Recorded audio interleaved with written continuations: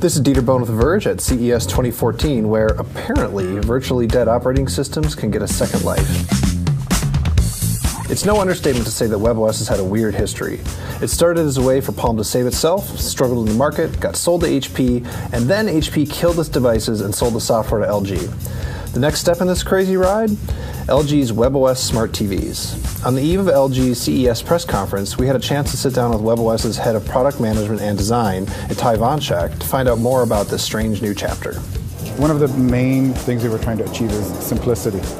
And there's nothing simpler than understanding a line. You have your past things, you have your present, and the future. And that really is the simplest thing that you can do. This is how webOS works on a TV, by completely reimagining it for the big screen. Using LG's motion remote, you can point it at what you want to watch, and it's all put on a single line of content instead of a grid. All of your inputs simply become cards and are all the same, a single line of apps, TV, consoles, and cable boxes. Apps are on the right and get big splashy intro screens, while your most recent cards are available on the left. We wanted unity. Everything is the same, be it your Xbox, your Source, or some apps. They're all the same. If you're watching Netflix and you want to switch to see what's happening in a game, and then go back to YouTube, it should be all the same thing. There's no difference. LG is also painfully aware that too many users don't set up their smart TVs, so it created a cartoon bean bird to encourage people to finish the process. The bird might be overly cute, but the overall interface is not at all. It's refined, snappy, and there are animations that help you understand what's going on. A lot of the challenge that comes with one of the sort of the flat design is that it gets really boring. And we're trying to look for something that makes our design always dynamic.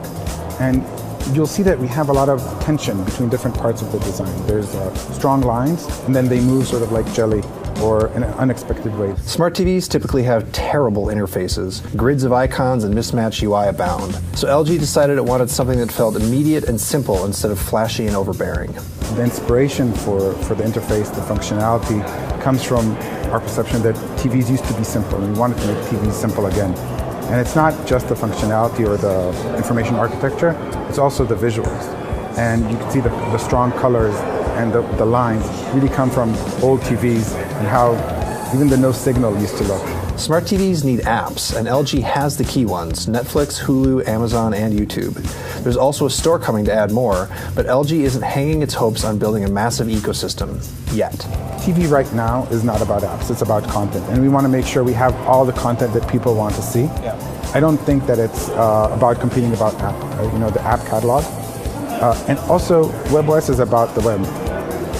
At the end, we want everything to be accessible to everybody on the web, and we're just going to be the best TV for the web. Becoming just another smart TV interface isn't what webOS could have been, but it is what it is.